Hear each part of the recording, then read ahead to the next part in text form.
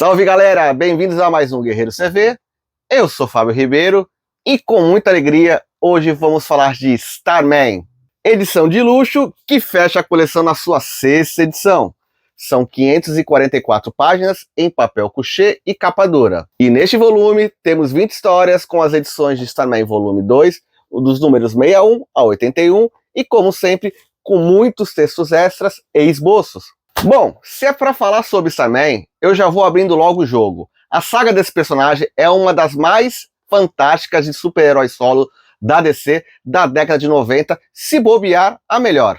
E essa obra-prima transforma um super-herói antiquado e até brega, com décadas de aventuras superficiais, em um personagem interessante, moderno e consistente, mas ao mesmo tempo homenageando a sua história pregressa. O escritor britânico James Robinson encarou a missão e produziu mais de 80 edições, originalmente de 94 até 2001, além de uma edição especial em 2010, fora anuais e minisséries e spin-offs, criando uma das melhores mitologias do universo DC, e que 80% dessa saga permanecia inédita no Brasil. Aliás, um capítulo à parte para falar sobre a publicação de Starman de James Robinson no Brasil. Em 1997, surfando no hype do sucesso do personagem lá nos Estados Unidos, a estreante editora Magnum trouxe a série para o Brasil exatamente igual a uma edição americana, o mesmo formato e número de páginas, mas durou apenas 4 edições e no ano seguinte trouxe o encadenado com as 4 edições de encalhe, e a editora encerrou sua curta existência. Em 1999, a editora Tudo em Quadrinhos retoma as histórias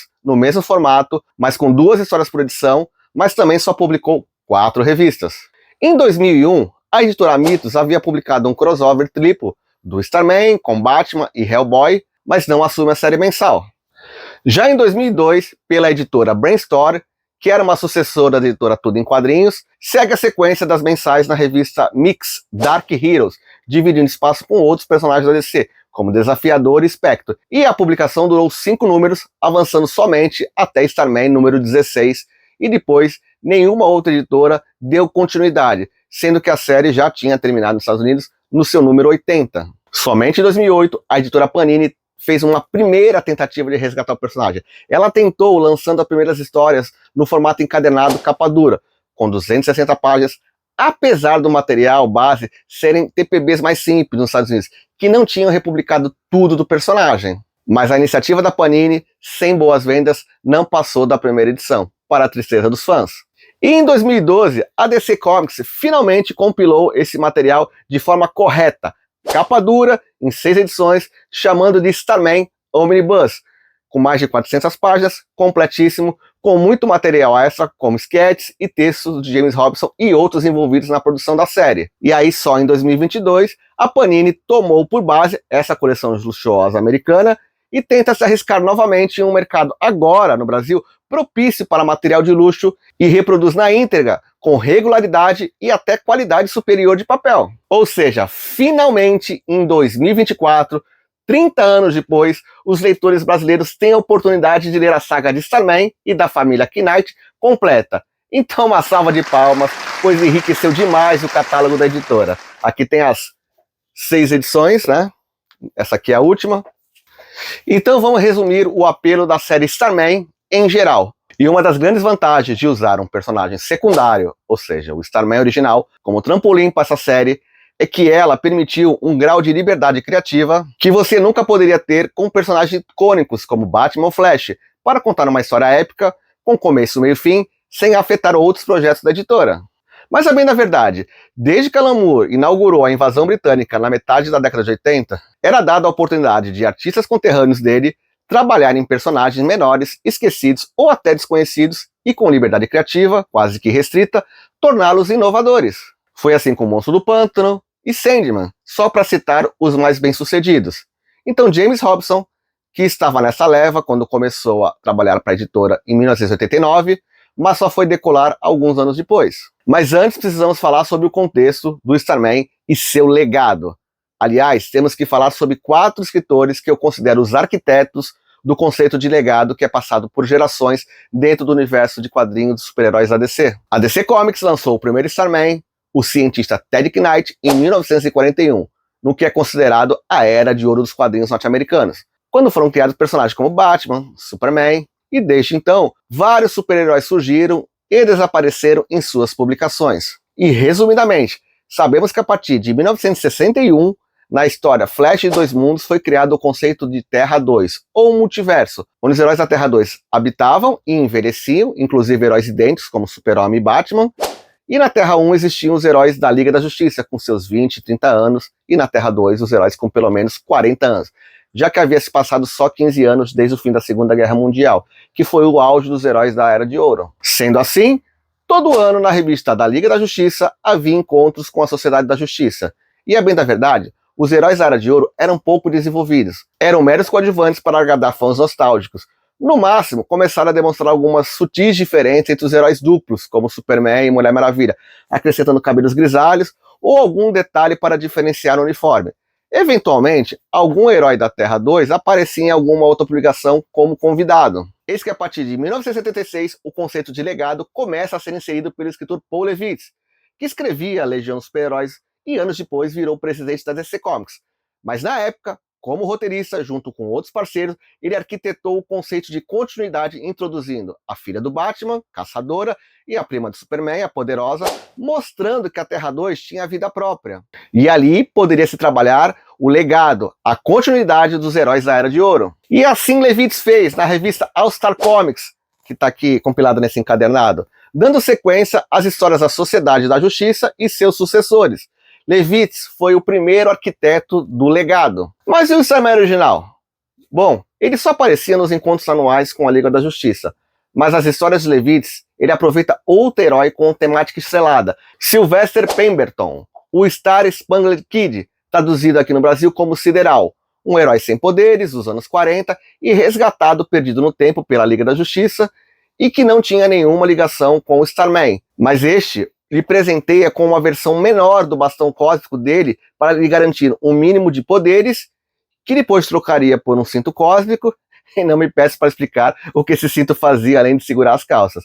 E também o Starman lhe cede a sua vaga na Sociedade da Justiça. Nas aventuras de Levitz, que não teve vida muito longa, ficou meio estabelecido que Sideral seria um acréscimo ao legado do Starman, já que o herói original ainda atuava ocasionalmente. Em 1981, Roy Thomas, roteirista que chegou até ser editor-chefe da Marvel, se muda para a DC Comics e se interessa em expandir o conceito de legado dos heróis da Terra 2, em duas revistas icônicas, All Star Squadron, que se passa na Segunda Guerra Mundial, onde o presidente dos Estados Unidos ordena que todos os heróis, inclusive os membros da Sociedade da Justiça, formem uma única equipe no esforço de guerra contra os nazistas, e aqui foi traduzido como Comando Invencível. Em paralelo, Thomas cria uma revista passada nos anos 80, onde apresenta toda uma geração de heróis descendentes dos membros da Sociedade da Justiça, criando o que chamamos de personagens derivados.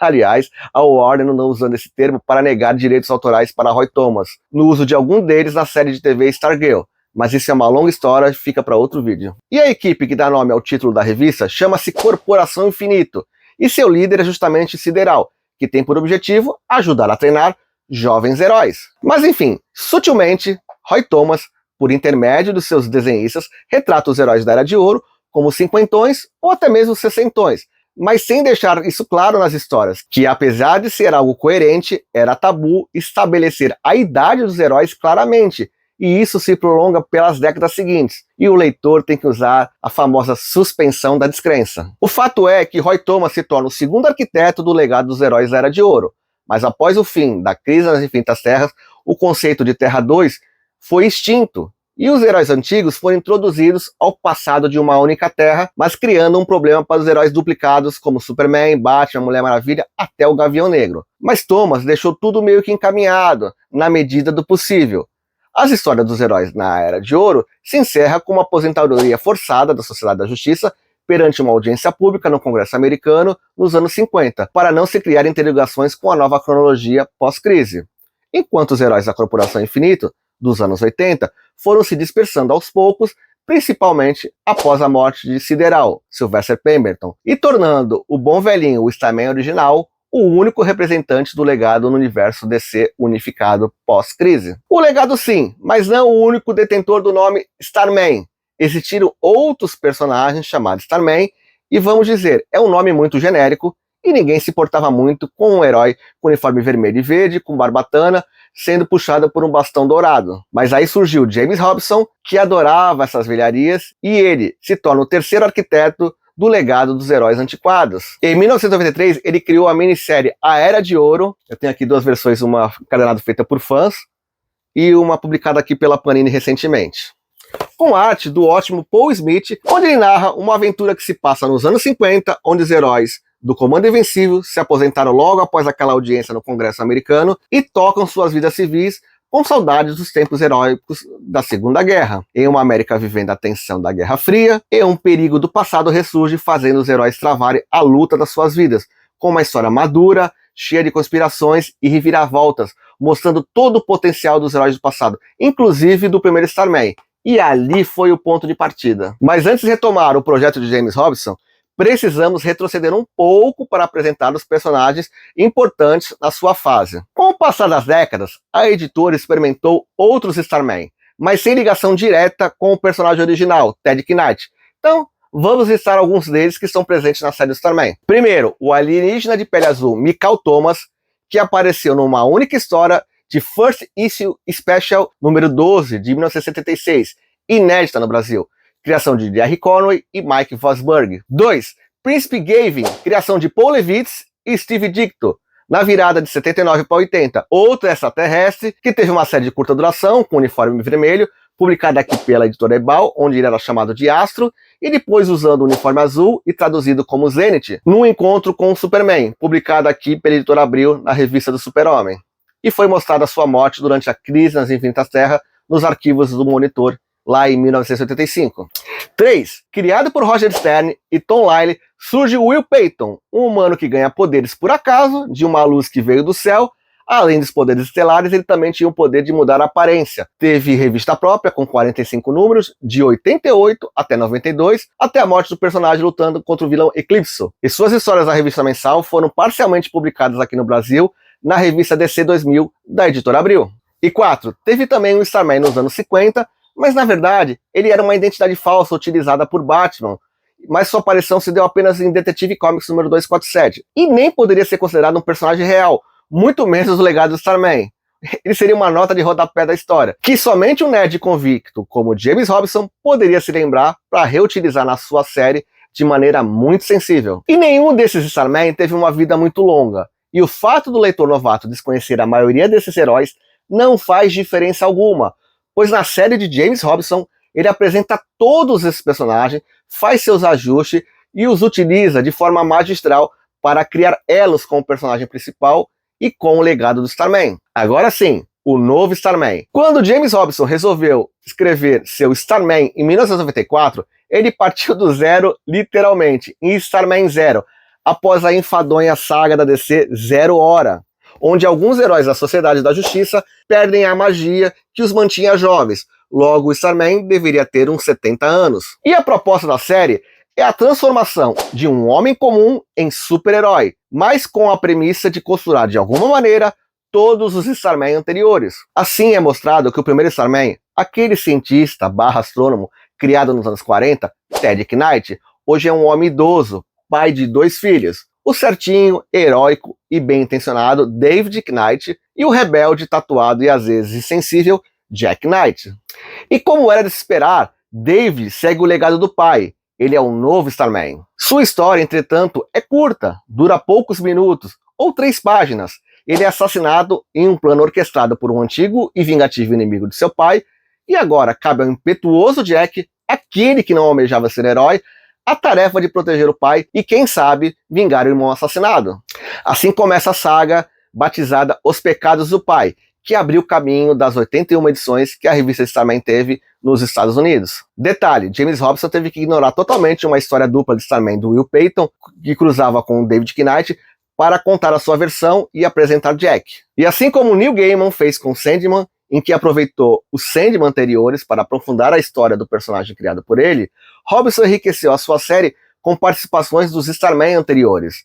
A diferença é que Gaiman mudou o conceito em seu título Sandman, deixou de ser um super-herói, virando uma entidade sobrenatural, quase um deus. Robson, por sua vez, manteve Starman um super-herói, mais humano, falho e nostálgico, e por isso mesmo um personagem bem mais interessante do que os seus antecessores. No decorrer da série temos muitos encontros com outros personagens da DC Comics, heróis ou vilões, da Era de Ouro ou contemporâneos. Por mais que às vezes parecesse ser um gibi da Vertigo, o autor deixava claro que se passava no universo DC tradicional. Assim como Sandman, por várias vezes uma narrativa em construção era interrompida por alguma história singular, paralela, que parecia fora de foco, como alguma memória do Sombra, um personagem dúbio que cruza com Jack, ou sobre algum membro da família de policiais amigos, os Oder, que parecem sem importância, mas no final tudo faz sentido. A série é mais focada nos diálogos do que no visual, principalmente nas relações familiares, primeiramente entre o pai Ted e o filho rebelde Jack, que aparentemente desprezava o legado do pai herói, o que torna o personagem falho, mas muito crível aos olhos do leitor, algo raro nos dias de hoje. Além da relação de Jack com o fantasma do irmão David, numa sacada genial do autor que revela uma disputa entre os irmãos para saber quem era o preferido dos pais. E, novamente, a identificação imediata com quem tem irmãos conflituosos. Nenhum volume é fraco dessa coleção de 6 edições, mas com certeza o meu favorito é o volume 5, que tem o arco chamado Stars My Destination, onde Jack, junto com Michael Thomas, fazem uma jornada pelo espaço em busca de Will Payton e acabam cruzando com figuras de ficção científica do universo DC. E o ponto alto é um desvio no tempo, onde ocorre o encontro de Jack com Jor-El, pai do Super-Homem, antes dele conhecer sua esposa, antes dele ter filho, num diálogo digno do Tony Stark com o próprio pai durante a viagem no tempo no último filme dos Vingadores. Será que se inspirou nesse gibi? Enfim, a sensibilidade de um filho finalmente deixar os conflitos de lado e entender seu próprio pai quando chega a sua vez de experimentar a paternidade. É emocionante, para mim, por motivos pessoais. E essa transição na relação pai e filho é o plot principal da série tão multifacetada. E no volume 6, temos o retorno à Terra, e Jack e todo o elenco de apoio rumam para o grande finale com uma batalha digna de um gibi de super-heróis. Mas não tão boa quanto o que Robinson fez em Era de Ouro. Mas é boa. Mas o melhor fica nas edições Epílogo, onde a grande despedida dos personagens é mais emocionante do que a batalha. E às vezes você esquece que é um gibi de super-herói e parece até um drama shakespeariano, no bom sentido. E sim, amarrando todas as pontas soltas e deixando a possibilidade para novos roteiristas, caso a DC Comics quisesse prosseguir com o personagem. Aliás, nem só de passado a série trata, pois no decorrer da saga existem interligações com o Starman do futuro do século 853, proveniente da saga DC 1 milhão, além das viagens no tempo com o Starboy, Tom Taylor, da Legião dos Super-Heróis, e seu papel no legado dos Starman, como um paradoxo a ser trabalhado em histórias futuras. Além disso, em 1999, James Robinson começou a trabalhar na série do Retorno da Sociedade da Justiça, junto com David Goyer, tendo Jack Knight como um dos seus membros nas primeiras edições. Inclusive, esse material foi republicado aqui nesse Omnibus Volume 1 da Sociedade da Justiça. Depois disso, surge Geoff Johns, que cria a Stargirl ou Sideral, como sucessora de Sylvester Pemberton, e a introduz na equipe.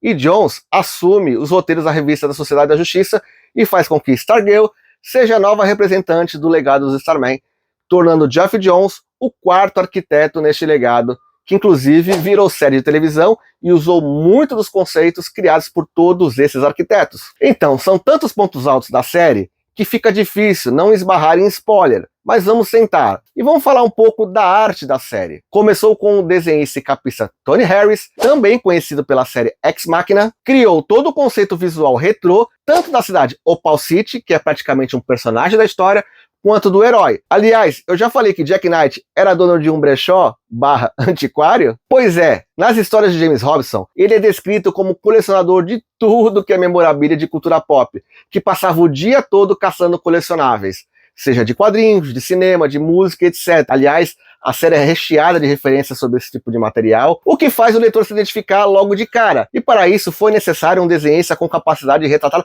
objetos e arquiteturas retrô. E ele fez isso magistralmente. Aliás, ele esteve no Brasil em 2022 e eu peguei o autógrafo na edição número 1 aqui, ó. Não sei se dá para ver aqui. Enfim, a série teve a colaboração de diversos artistas, além de Tony Harris, até que o artista dinamarquês Peter Sneijbjerg, difícil a pronúncia, né? Assume a mensal a partir da edição 50 e se destaca principalmente na viagem espacial do elenco, mesmo que a fisionomia dos seus personagens não fosse tão marcante quanto a de Tony Harris, que seguiu fazendo algumas capas.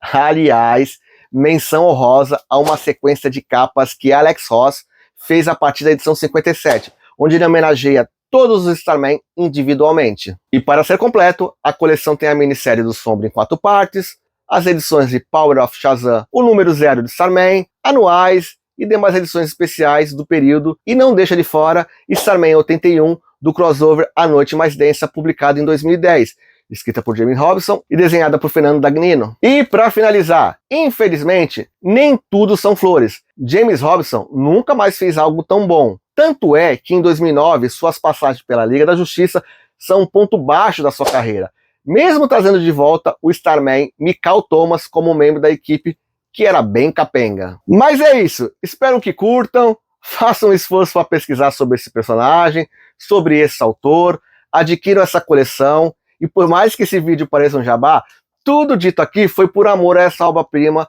dos anos 90. Dito isso, compartilhem e comentem se conheciam essa obra de arte. E até o próximo vídeo, e valeu!